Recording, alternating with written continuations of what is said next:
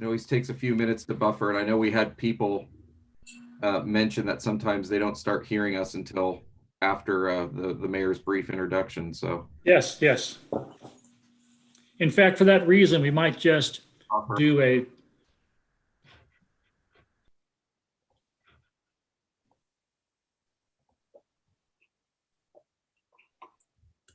All right, Mayor, we're live.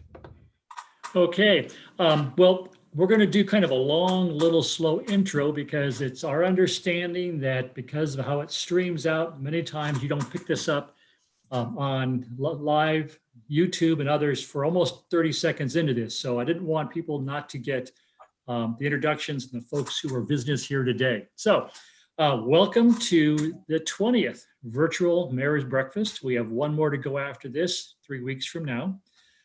It is this broadcast today is all about COVID because we've noticed that our numbers are increasing. We're concerned about what that means both for our valley, but also for our country.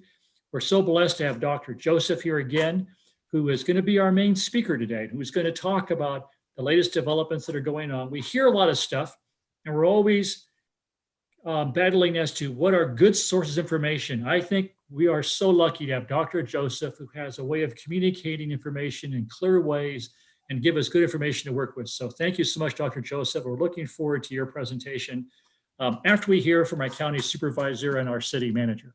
So today's guests also include Candace Andersen, who has been here at every single Mayor's Breakfast except for one when she had to be out of town, but Gail Israel, her chief of staff, was here for us. And thank you again for being here, Candace. Our city manager, Joe Gorton, he'll do an update on some of the newest things happening here in the city. And of course, Stephen Spadowski, our deputy city manager, who also navigates and makes this whole thing work. So with that brief introduction, I'm going to introduce again Joe Gorton and give us an update on what's newest in the city. Thank you, Mr. Mayor, and good morning, everyone. Just a couple updates that I believe the community would have some interest in, and obviously we are awaiting some of the election results. We have a very tight race, and we're waiting on those election results to determine the next, the future council, I should say. We also have some pretty interesting events going on. We have the San Ramon's 4th annual Culture in the Community celebration. That is going to be virtual this year, obviously. You can visit the city's website to see a list of performances representing culture from across our community. The information and videos were provided by our community, and we're grateful that their contributions make San Ramon a great place to live, work, and play. We also have winter program registration. We're offering winter classes starting in December. You can see our that also and register for those on the city website as well. Finally, there's a couple I would like to give an Iron Horse Trail Bridge, Bollinger Canyon overcrossing update that we provided the council on the last council meeting. And I will defer to my tech-savvy deputy city manager to provide that update. Great, thank you. So the Bollinger Canyon Road Bridge has been talked about for a while over the Iron Horse Trail, and it's currently in the design phase. The design phase is expected to last about the next year, take about a year for the design. And the bridge is a $20 million project that is largely funded by state and federal grants. So here's a concept of what the bridge would look like crossing Bollinger. Let me move to the next one here. And this is what it would look like, of course, without the pedestrian crossing, because that's the main point of the bridge, is to provide a continuous flow over the Iron Horse Trail and improve traffic circulation on Bollinger. And also, one of the designs could include, if you look down here to the lower right-hand side of the screen here, and also up top, it could be a curved bridge design. And that not only improves stability, but it also helps avoid some of the utilities in the area. So we're excited about the project. It's been talked about for quite some time, and hopefully in the next year, we'll have finalized design. And then if everything goes well, about 2 years for construction. So you'll start to hear more and see more over the next few years. Thank you, Steve. Joe. Finally, I would like to point out that the city, along with all the other cities in Contra Costa County, is working hand in hand with the Contra Costa County Health Department in looking at ways to improve our mental health crisis response. So we're very excited. It's a regional collaboration being led by the Health Department and Contra Costa Health Services, and they are already underway. They have a value mapping stream that's being conducted as we speak, and there'll be a report out on that on November 20th, which should have some great information so that we can try and improve our processes responding to mental health crisis. So we're very, very excited about that.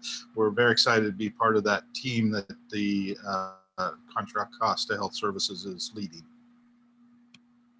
And that's it. Thank you. Thank you, Joe. And that's a really important piece that we're doing. Thank you.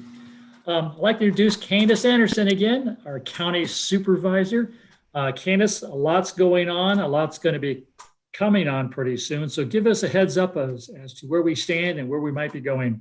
Okay, well, good morning, San Ramon. It really is always great to be with you. And I will just make one note. I wasn't even out of town when I couldn't speak. I had another speaking engagement because you switched the schedule on me. So if I was out of town, I would zoom in wherever I was for this, Bill, because this, I think, has been such a valuable way to get information out to the community. And I really appreciate your invitation to participate. But I know Gail did a great job in my place, as she always does.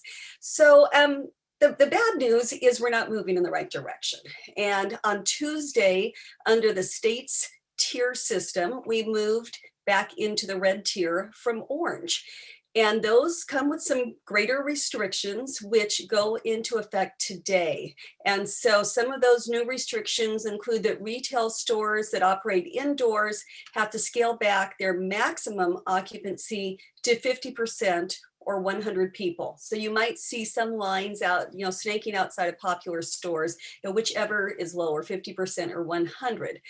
Indoor shopping malls have to reduce their occupancy also, and reduce the occupancy of food courts to 25% or 100 people. So the mall itself goes to 50%, and then food courts to 25%. Office workspaces, unless they're essential business, should be operating remotely. Higher education institutions should keep indoor lectures, student gatherings to 25% occupancy or 100 people, whichever is fewer. Gyms and fitness centers have to scale back their indoor occupancies to 10%. Communal indoor pools have to close. Outdoors still can be open with the guidelines that have been set up for outdoor pools. And indoor family entertainment centers like bowling alleys, they've got to close their operations. Amusement parks cannot operate, and most live outdoor theatrical, musical, or artistic performances are also prohibited.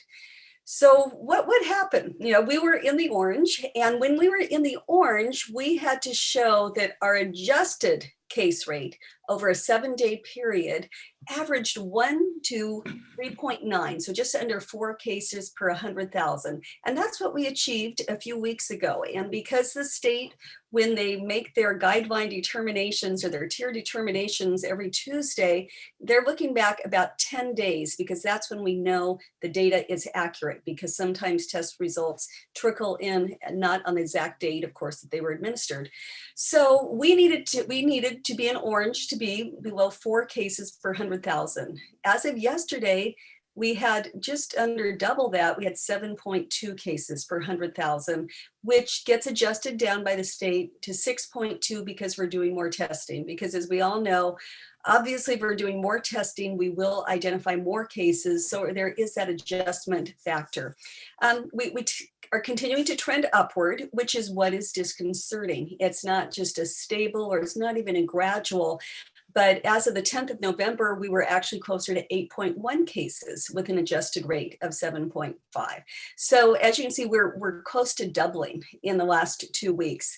To be in orange, you do need to have a test positivity rate of 2 to 4.9%, below 5%. We're meeting that. We're staying right around 3%, but we're continuing to see that inch up higher than it was before. And similarly, there's this equity metric that I've talked about before, where our most disadvantaged zip codes, where we have seen a much higher rate of infection and where we have been doing much more outreach, much more testing, much more offers of places to quarantine, to isolate, those have to stay below 5%. And right now we are seeing that we're at 4.1%. But again, it's significantly higher than it was just a few weeks ago. What really, to me, and this is what I've talked about for many, many months, is what really is significant is you've got to look at the hospitalizations. And so when we moved into the orange category back in September, October, when we were just starting to feel like we've got this, we're moving in the right direction, we were down to a low of 17 people hospitalized. Today, we have 42 people. A 7-day average of 42 people hospitalized. And actually, as of yesterday, this morning, we have 50 people who are hospitalized with COVID. Just 2 weeks ago, we had 25 people. So we've seen double the number of hospitalizations just in the last 2 weeks. We're not yet in surge levels. And that's the one thing, as I've talked about before, we always want to make sure we have capacity in the hospitals because we do have really good treatments, as Dr. Joseph has talked about. You know, people are responding to remdesivir and to the dexamethasone and to the monoclonal antibody treatments. But you've got to have, the right places to administer those treatments. So right now we're doing okay. Right now there are 40 vacant ICU beds in the county, and right now of 179 in total. And COVID patients are only occupying 15 of those.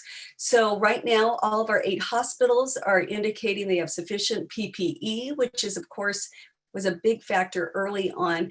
And there are also 187 ventilators available in the county. And so it's hopeful. I mean, it's not something where we're right now on the cusp of just being so impacted as we're seeing in the Midwest. When you look at those scatter maps that are provided by the New York Times, by other organizations, you can see we're not in the hot red area, we're in the yellow. But because we are seeing our numbers doubling in the last 2 weeks, it is very, very concerning. And based upon the numbers, as I mentioned, the state is looking back about 10 days. It's very likely that a week from this Tuesday, we will need to go into the purple tier. And that's nothing any of us have wanted to do.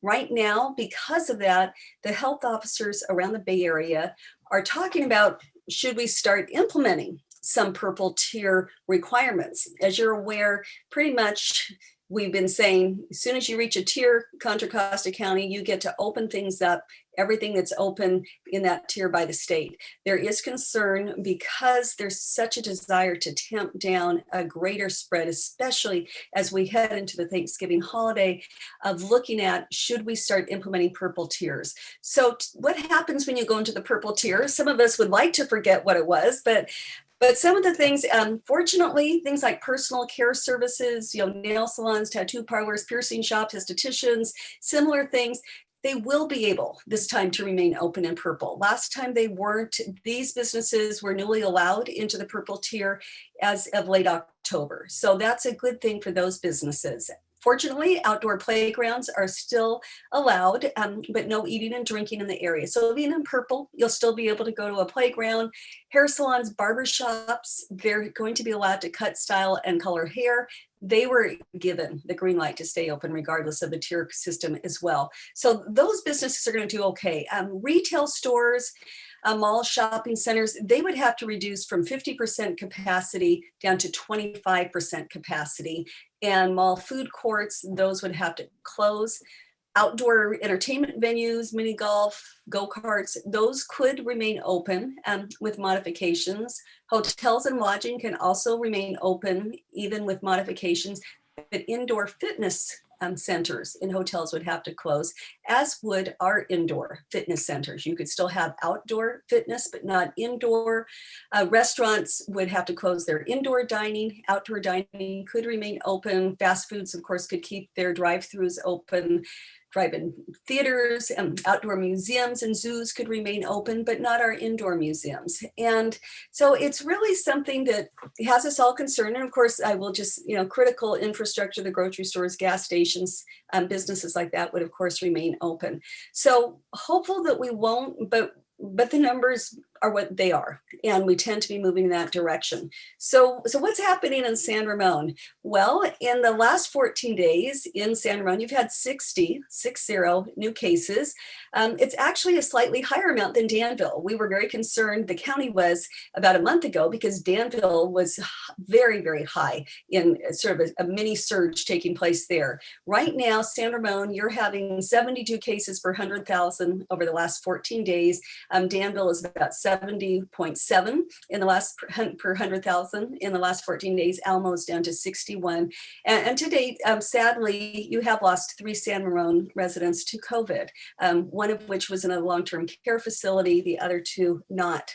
So what do we do about this? Well, every time I'm on this program, you hear me say, you've got to wear a mask. You've got to stay home if you're not feeling well. You need to keep distance from individuals and really try hard not to be gathering in close areas, particularly indoors. So let's talk a little bit about some guidelines, some ideas for the holidays. Now, as you know, we can't mandate that you do this. I mean, in theory, yes, we could fine you. We could tell you you have to do this. You could have, San Ramon police knocking on your door demanding to see how many people are related at your Thanksgiving table. We're not going to do that. You're smart people. We expect you to use common sense. We expect you now to really understand the perils of this virus and recognize that not all of us are going to have the same symptoms or even the same reaction should we get it. So safe celebrations, best thing was just celebrate with members of your household. That's the safest option you can do. But before celebrating in person, if you do choose to host or attend an in-person gathering, before you celebrate in person, try isolating as much as possible the week before your gathering. Encourage all of the guests to do so. Get tested 3 to 7 days before your gathering. And it is still so easy to get a test appointment. You just click on the county's website to our health department, cchealth.org, and you go right, and I know it's on San Ramon's website too. Make an appointment. It doesn't cost you anything. Your insurance might get billed, but you don't have to pay anything out of pocket.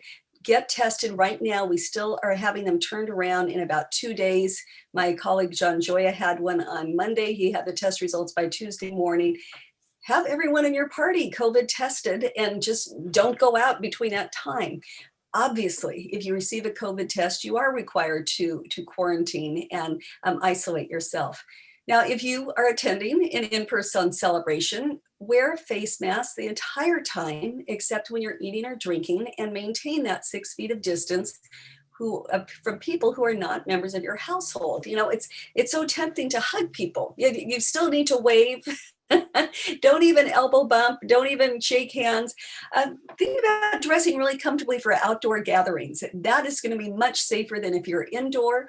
Really avoid participating in multiple gatherings with many different households, because if you have a gathering of 3 different households and each of them is then going out to meet with another household that's also met with 3 other households, you've got that multiplier effect. And if one person has COVID, they're asymptomatic, they don't know they're passing it on, you've got a serious problem.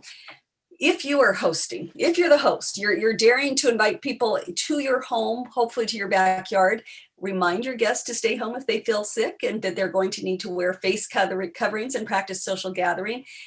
Really keep your gathering small. 3 households maximum is really what the state is advising, what the county is. Keep it short, 2 hours or less. As I mentioned, outdoors are much safer than indoors. So schedule it the warmest part of the day. Have some old blankets available if you don't have a patio heater there. If you do need to move indoors, open the windows, and that will help improve the airflow. Plan activities that really minimize any contact between guests. Avoid sharing toys of children, bats, balls, objects passed back and forth. I know there's a tradition of so many families and friends of that Thursday morning Thanksgiving football game. This might be the year to play a virtual football game on Zoom instead. Limit the number of people who are preparing food and serving food, and don't serve buffet style, passing serving dishes around the table. Hand people a plate. Arrange tables and chairs to allow for social distancing between guests from different households. So if you're having an outdoor Thanksgiving meal with 3 different households, have each household across the lawn away from one another. Encourage frequent hand washing, provide single-use hand towels or paper towels so you're not sharing towels, or even hand sanitizer. Make sure you're cleaning high-touch surfaces and spaces, including countertops, tabletops, doorknobs, bathroom fixtures.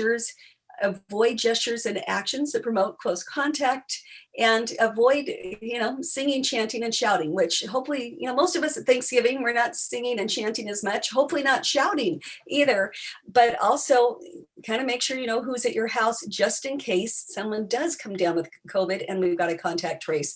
So those are sort of the direction we're going. My suggestion for the holidays, again, please, please, please take this seriously. And yes, I'm sure every one of us knows someone who got COVID and they just recovered and they hardly knew they were ill, but probably each of us knows someone who either died or had a family member who died. And this just isn't something we can fool around with, but we can all remain safe if you just do these really simple things of face masking, no close contact, washing your hands, staying home when you're sick. And that's it. Thank you, Candace. And I want to remind the audience, those who are watching this live, that you can send questions in to Steve at info@sanramon.ca.gov. And Steve will be collecting these questions and going from there. And at the end of this broadcast, or towards the end, we'll be asking questions. So thank you very much, Candace. It is my pleasure now to introduce to our audience again, Dr. Patrick Joseph, who has been here nearly every week to give us information about COVID. One of the neat things, and I may have mentioned this last time, but I want to mention it again.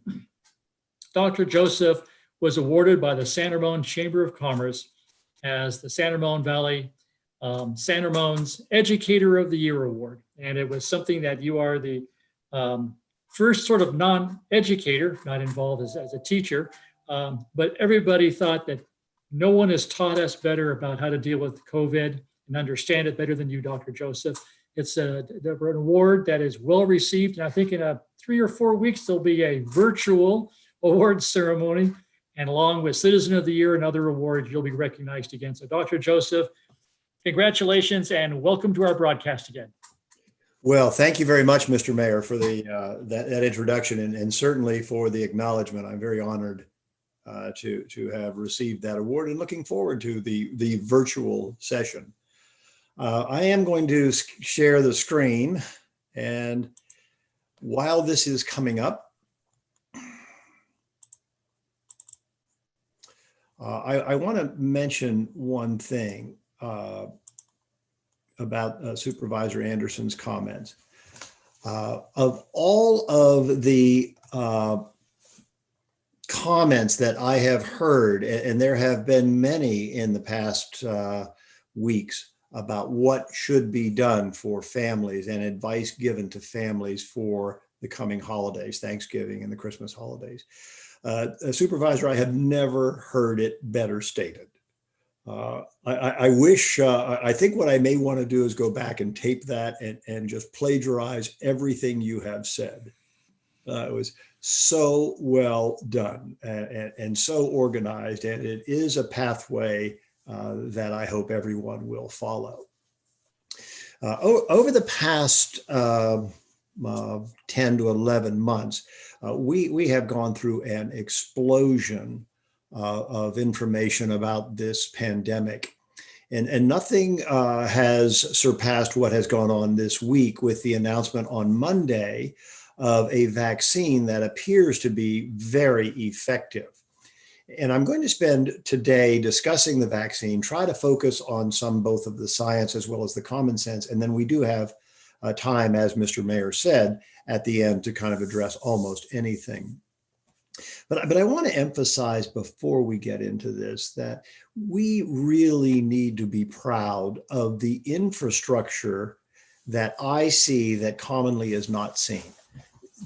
This did not just happen because of economy, because of those wanting to develop something. This was an organized effort. The organization behind this is very much like the Bollinger Canyon Bridge. What we all see is the final product, but we don't often appreciate how much time and how much energy has gone into the development of the successes that we have had in an 11-month period. And so I am really proud of everything that has gone on.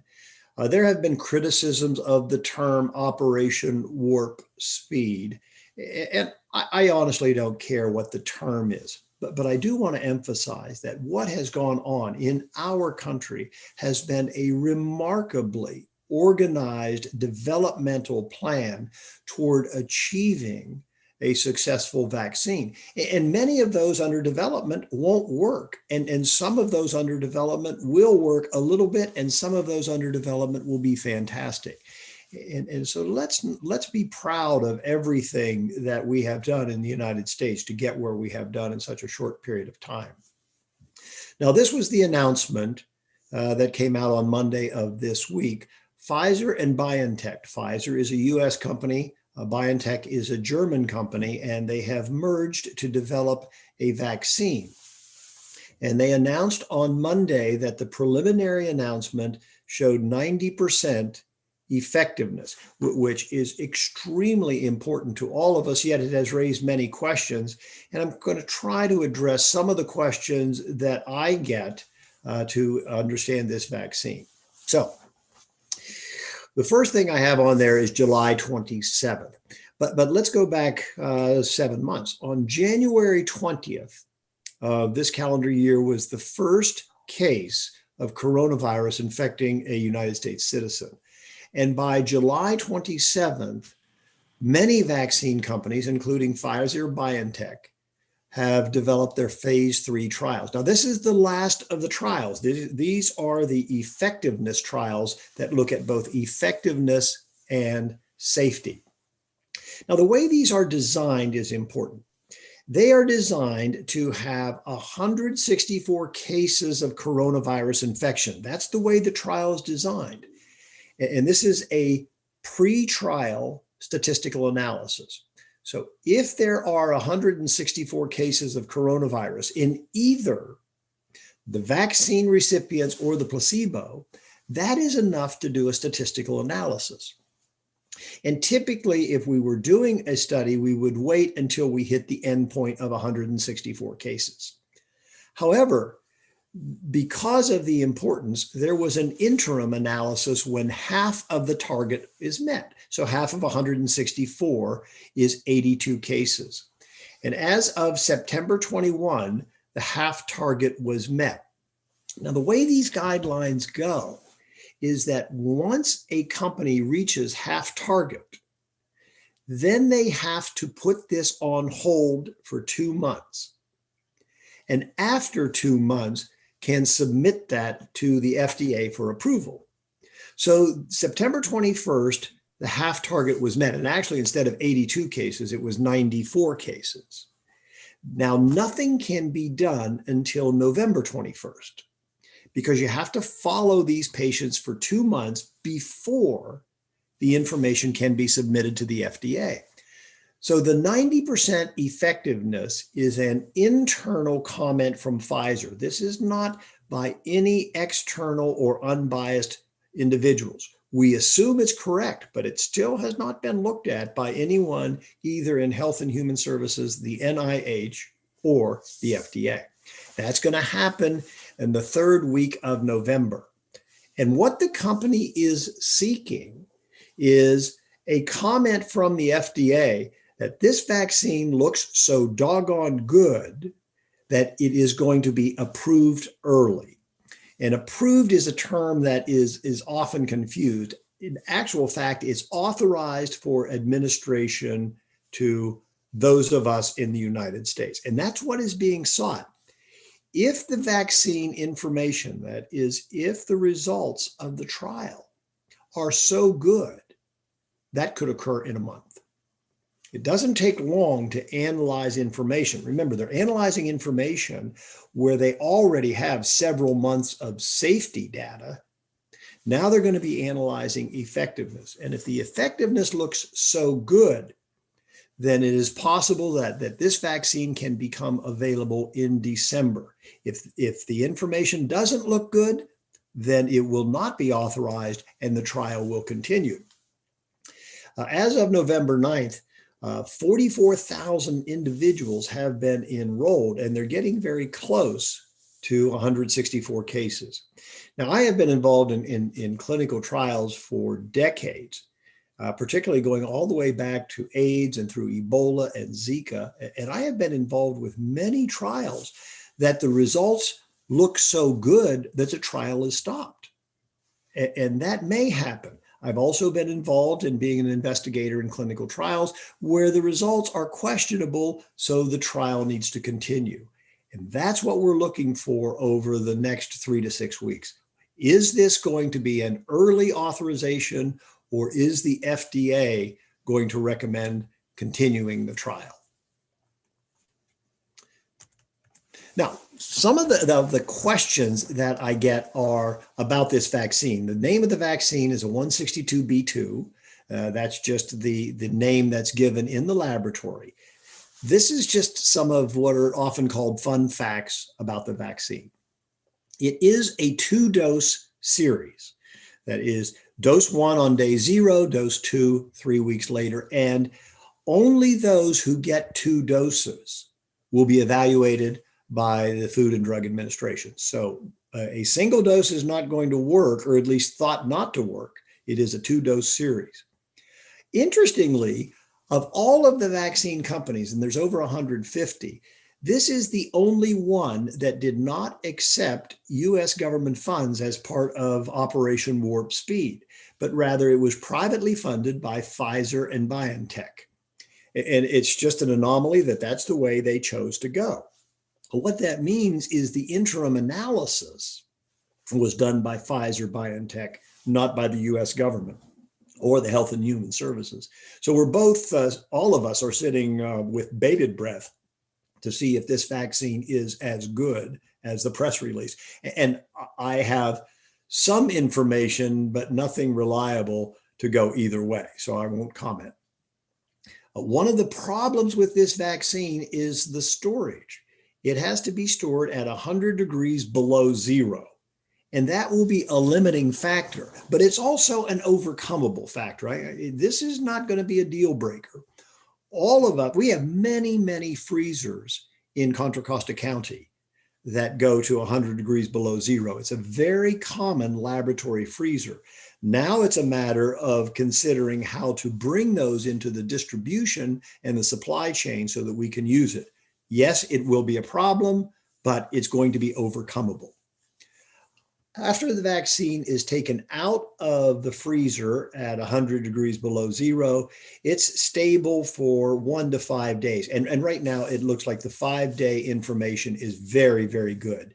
So it's going to be stable in a regular laboratory or medical or pharmacy freezer for 5 days. So it can be thawed as long as it's used in 5 days. Pfizer BioNTech has said that they will have 50 million doses available by the end of this year. And I'm going to talk a little bit about how you can get so many doses that quickly. But that's their plan. Now, if we go back and we talk about what the unrecognized infrastructure, all of these companies that are developing vaccines and doing clinical trials are not waiting to see if the vaccine works, but rather simultaneously with doing the clinical studies, they're also developing vaccine in anticipation that it will work. And that is part of accelerating the availability. So it's exciting that we will have 50 million doses available this year. 100 million doses should be available by April or May. And although the United States did not fund this particular clinical research, they have committed to purchase 100 million doses at approximately $20 a dose. Now that's pretty doggone inexpensive for a vaccine. I give vaccines in my office that cost $150, $200 a dose. And I'm going to talk a little bit about why this is an advantage. And it's all based on that bottom line, a messenger RNA vaccine. And one of the most common questions that I get is, what the heck is an mRNA vaccine? What does that mean? So I'm going to digress a little bit, talk somewhat about immunology and vaccinology, and try to keep it very superficial, but so we understand mRNA, because there is no existing mRNA vaccine, not one, not in human medicine, not in veterinary medicine. There are many trials, but this is a first. And so it does raise eyebrows, and I want to talk a little bit about it. Let's talk first about this concept of vaccinology. That actually is a specialty. And every year we have a national vaccinology course for scientists regarding the development of vaccines and how it works.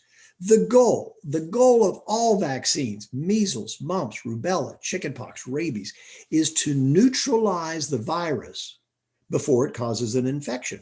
So we assume that a person's going to get exposed to the virus, just like we will get exposed to coronavirus. But we want to neutralize the virus before it causes an infection. That's exactly what a vaccine does. If you are immunized to measles or mumps or chickenpox, you will be exposed, but you want to neutralize or kill the virus before it causes an infection. So what a vaccine does is it causes us to make attack proteins, neutralizing proteins. And what I've shown down here in the bottom with this area, this is the virus. And on the end of the virus are these salmon-colored spikes. And this proved to be the name of the game. This is where the money is. The virus spike, not the inside of the virus, not these little funny little proteins, but the virus spike. That is what determines infectivity. And the goal of a vaccine is to make an attack protein, this shown in this teal color, an attack protein or a neutralizing antibody that if I get exposed to coronavirus and I have these attack proteins circulating in my bloodstream, bam, they will inactivate the virus before that virus gets to cause an infection. That is the entire principle of vaccines, making attack proteins to neutralize a virus after exposure so that it doesn't cause an infection.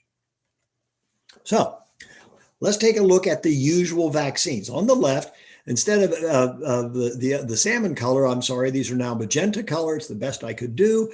This is a normal whole coronavirus. This is the moneymaker for the virus. This is the spike. This is what causes the infection.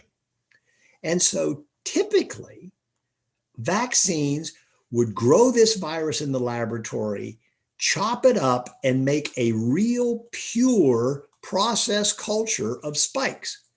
And since they look like golf tees, I put it over here. That is the typical conventional vaccine. In a laboratory, making spikes and giving spikes as the vaccine. And then what we want to do, if we give a syringe full of coronavirus spikes, we make antibodies to it. And that is the principle of all vaccines that all of us have had. That is, we make some form of the virus, we give it in an injection, and we make antibodies that hopefully will protect it.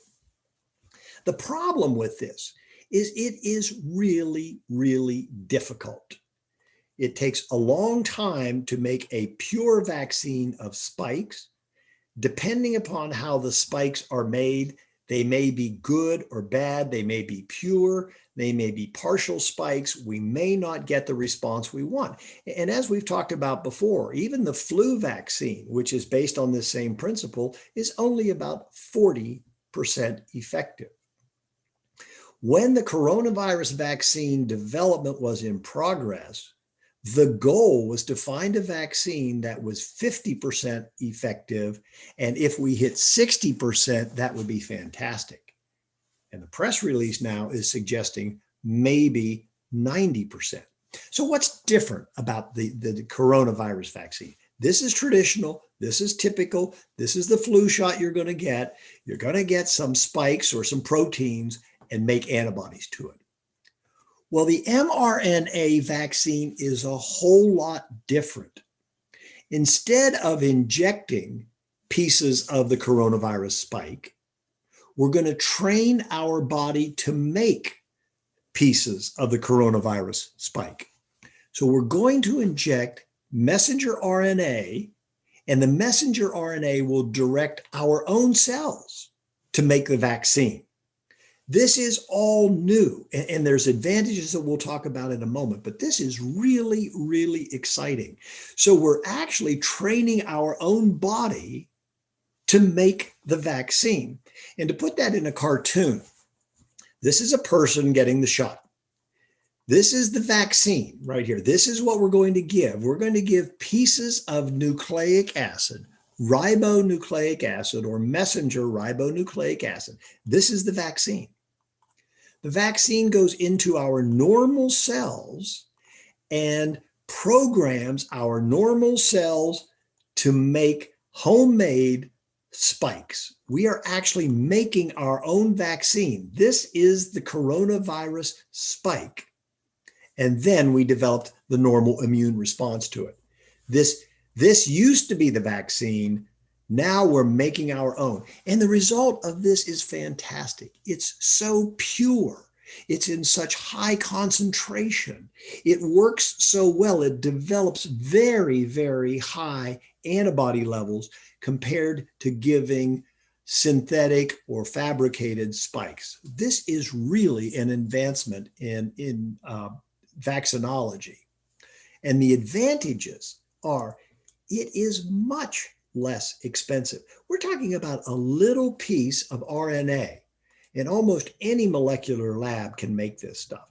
This is really easy to make with just amino acids and bases. It's really easy to develop. And if it doesn't work, you just make a modification in the nucleic acid. You don't have to grow up a whole new batch of virus, a whole new bunch of spikes, different ways of purifying it. You just make a minor change in the nucleic acid, and then you have a vaccine that can be modified and improved. And this is the mainstay. Making a traditional vaccine is very difficult, and it takes years. In fact, if you go back to some of the things that was talked about in the spring of 2020, and there were things like, well, we're just not going to see a vaccine for 2 years. That was based on how long it takes to make large numbers of vaccine. It's a very labor-intensive process, but it's not for mRNA. We're going to have one company, Pfizer BioNTech, claims they can have 100 million doses by April. 100 million. Well, we have many other companies out there doing that, all with manufacturing processes. So rapid production is a huge advantage. It's important to recognize the disadvantage. Many of these require very cold storage, but that is overcomable. In fact, as soon as I finish here, I have to jump onto a call with the California Hospital Association about distribution and how we're going to deal with cold storage. It is a disadvantage to have a 2-dose series, and that's built into the vaccine plan. And of course, there is always the disadvantage is this is new. Anytime something is new, we have to keep our eyes open to make sure there's not unrecognized problems. But I can tell you that mRNA vaccines have been in the experimental region for years. They're anti-cancer vaccines. They've been used for rabies in animals, and experimentally, so far, nothing suspicious or of concern has emerged. It looks like this is just a new way of creating a very, very effective, inexpensive vaccine. Now, distribution is important. As I said, as we talk here, there is a distribution conference going on with California Hospital Associations and the California Department of Public Health. It was initially determined by Health and Human Services that there would be a single U.S. distributor, and McKesson was the first individual that got, or the first company that got that. It may be changing now because of the cold storage. It may not be possible for one distributor to distribute this drug quickly. So as of right now, there's talk about this going to retail pharmacies, including Walgreens and Rite Aid and others in our area, if they can ramp up the capacity for cold storage. The way this worked is in October, all states, California included, states, territories, and tribal plans had to be submitted to the Health and Human Services. And our California plan, which is available online, is 84 pages long. And what it describes is how California will distribute the vaccine if we get it. So vaccine, at least at this stage in our pandemic, is not something that you can buy, not something that I can write a prescription for, but rather it will come from Health and Human Services to the states. And then each state and territory has to have a distribution plan. That includes the cold chain management, and then who gets the vaccine first. California has a 4-phase rollout for who gets the vaccine. When we get our first doses, it has to be determined, should it be structured for those who need it the most, or should it be widely available, first come, first serve? And it is the former. It is very critically described, very expertly described as who are the critical populations.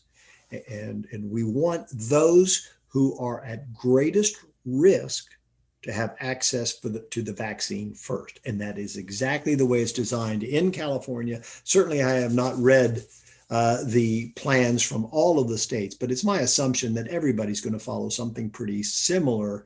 That is, the critical populations will get the first doses. Then built into that is an intensive program for second dose reminders. And then it goes through phase 2, 3, and 4. And this is, just think about this. This is all based just on one vaccine, Pfizer vaccine. But if others are equally effective, the market could rapidly, not the market, but the society could have rapid access to many vaccines. And then, of course, all vaccine distribution has to include safety monitoring. So not only is there going to be safety monitoring federally, every state, including California, will be monitoring the safety of this vaccine. So it's very exciting there.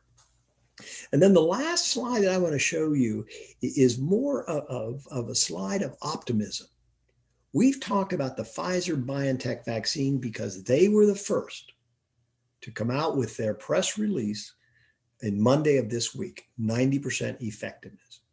But right behind them are many, many others. And Moderna is also an mRNA vaccine.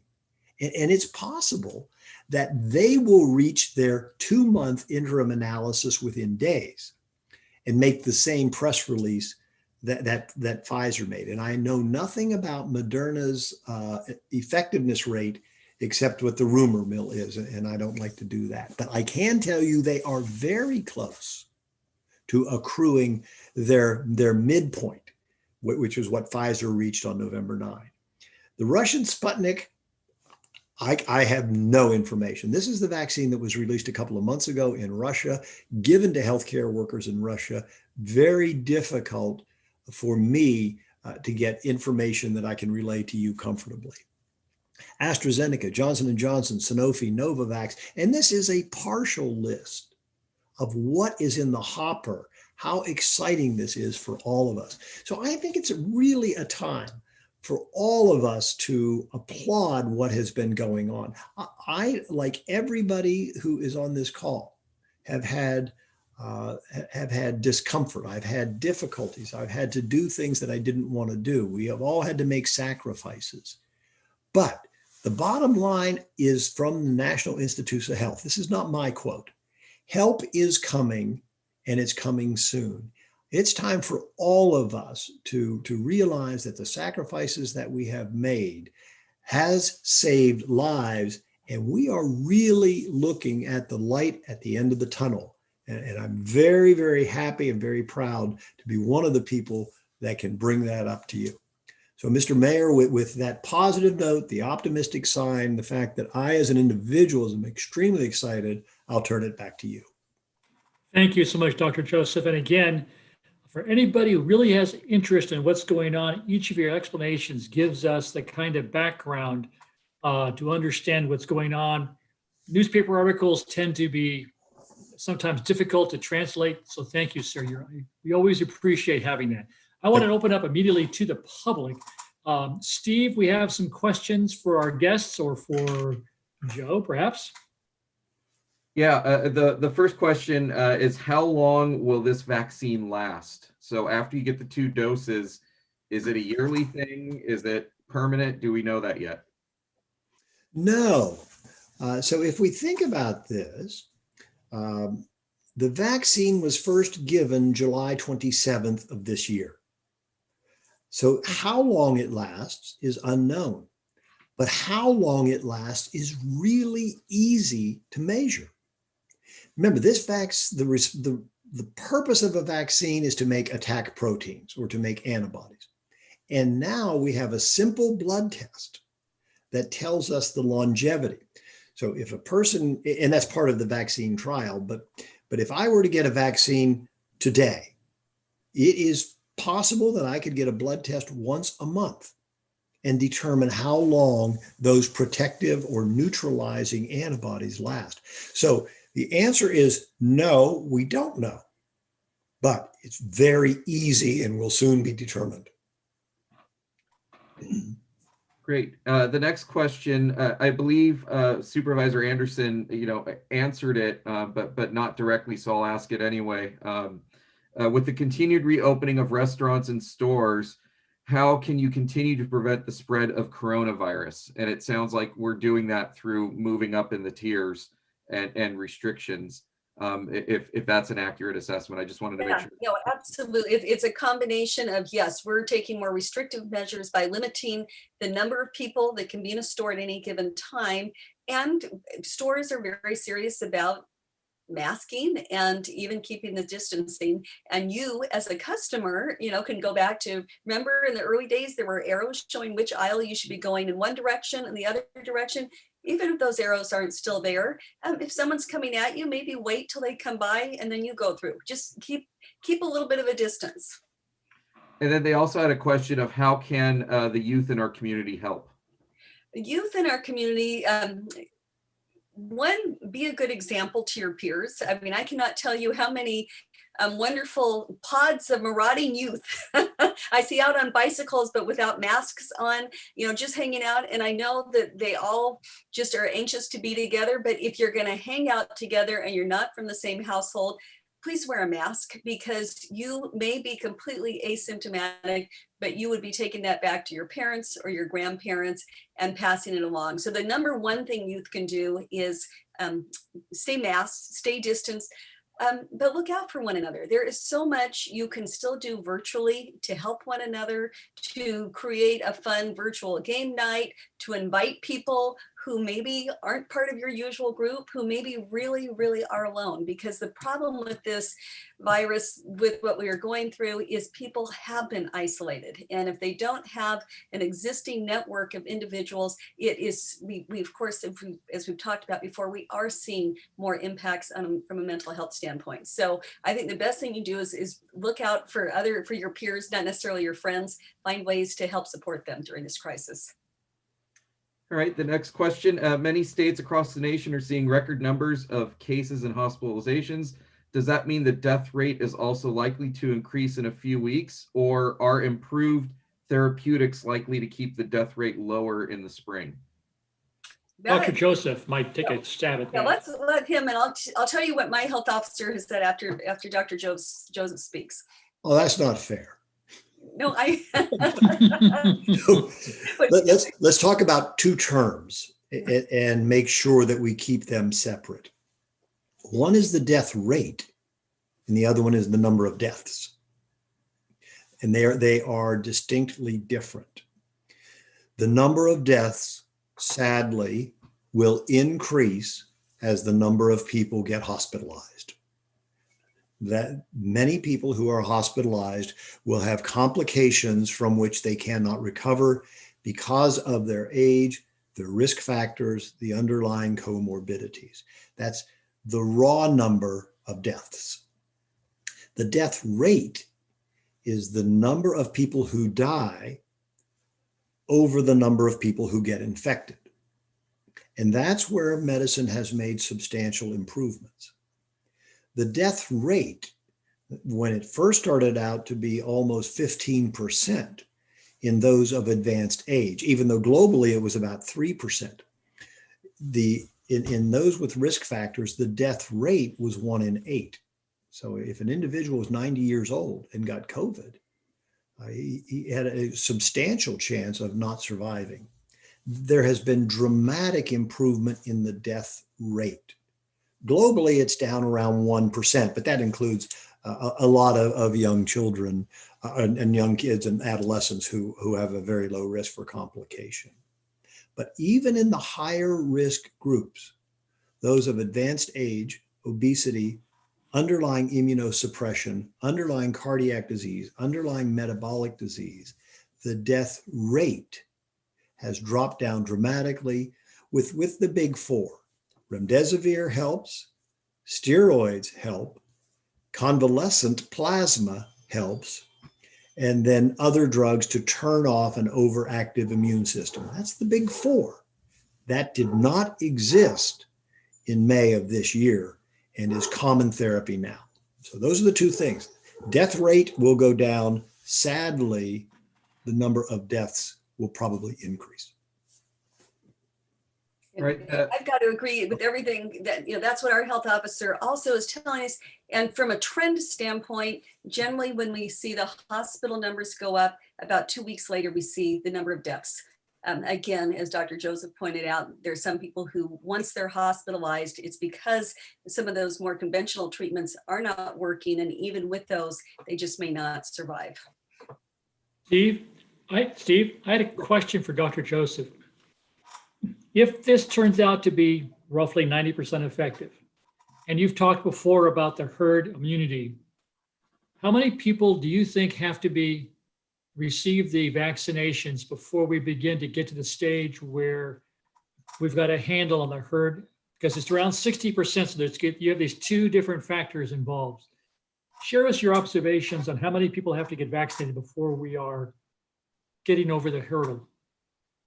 Without having quick access to a calculator, I can't give you the number. Your question was very precise and says how many people. But you did answer the question yourself. If we have active immunity, protective immunity in 60 to 65%, we've made it. A 90% vaccine, then with a very simple statistic, if it's 90% effective, assuming that holds, and we have a population in Contra Costa County of 1 million people, then a very quick calculation would do it. But I'm smart enough not to throw out an answer without doing the calculation. Okay. But that's where we are. It's maybe, let me just say this, Mr. Mayor, it's reachable. And that's the news. Because if you talk about 100 vaccinations, perhaps by April, and perhaps as many as 200 million by summer, we'll have reached that 60% mark almost. And so it appears as if sometime this year we may be in that stage. Well, remember the number of doses, we don't want to use US population as the denominator. That's a little short-sighted. Okay. We have over 330 million people in the United States, but this vaccine is global. This is worldwide. Ah, okay. So that's why we need all of the different manufacturers to step up to the plate. We have a global responsibility in society, not just to our own country. This is an important distinction. So this wasn't 200 US doses. This is 200 worldwide doses. Well, million, yes. Million, yes. This vaccine When I was originally doing clinical trials going back many decades, clinical trials were only US. That is only domestic, because we knew we could handle the data better. We had better control of complications. With this Operation Warp Speed, vaccine studies are global. That is, they are not just United States. The Pfizer-BioNTech vaccine included the United States and Germany and perhaps a few other countries in the European Union, of which I'm not aware. So we have to consider a responsibility to our society, to our public in general. So we're looking at 2 to 3 billion double doses. Well, in the United States, yes. No, for the world. For the world, well, for the world, yeah, billion. Billions. Yeah. Billions. That's the key. Okay. Yeah. You put it in context. Thank you, sir. Right. I'm sorry. Go ahead, Steve. Another question, why can't the restrictions be tied to geographically impacted areas rather than one size fits all approach? Well, they are in the sense that it's by county as opposed to the entire state of California. And the reason within a county we have the same restrictions is that typically the people who might live in one part of the county might work in another part of the county. We really aren't isolated into little islands. And that's also why you're seeing throughout the Bay Area, you've got the health officers talking again about we really want a more coordinated response from the Bay Area, because of course someone from Dublin could come right into San Ramon and vice versa. It's not, counties aren't absolute boundaries. In the Bay Area, we don't just live, work, and play in one very narrow defined area. And then another follow-up question was, what happened with the plan for contact tracing? They, stating that they thought it was supposed to keep the infection rates down. So what's the status of contact tracing? Contact tracing is still very successful, but it's harder because we move around so much to identify, for someone to identify every single place they've been, every single person they've been in contact with. But we do have now well over 200 trained contact tracers working regularly with every person who does come down. They're contacted, their contacts are contacted. And last time I checked, it was probably about a 65-70% success rate. If we were a little bit better about not moving around so much, I think it would be much easier to trace back. But that's why even when I was talking about, if you are having some kind of a holiday gathering, make sure you know every single person who's there. And that's why early on, even we got to push back when we suggested that even churches or other gathering places keep a list of who is there, because we really want to make sure we know who's coming and going. Right. And I have a last one for Dr. Joseph. Did the Pfizer vaccine trial control for lifestyle, where people work, how often they go out? Is it possible that the initial high level of effectiveness in the preliminary results is based in part on individual choices, masks and social distancing? Very good question. The recipients of the vaccine, which are now in the 40,000, did not know if they received the vaccine or the placebo. Each recipient was instructed to carry on their life as normal and as recommended by their local governments. There was a very sincere attempt to get diversity in the types of individuals who received the vaccine. So in designing the vaccine trials, it was very important to determine ethnic diversity, socioeconomic diversity, racial diversity, so that this vaccine would be applicable to everyone. And that was the only diversity that was written into the plan. There were no instructions whatsoever after receiving the vaccine.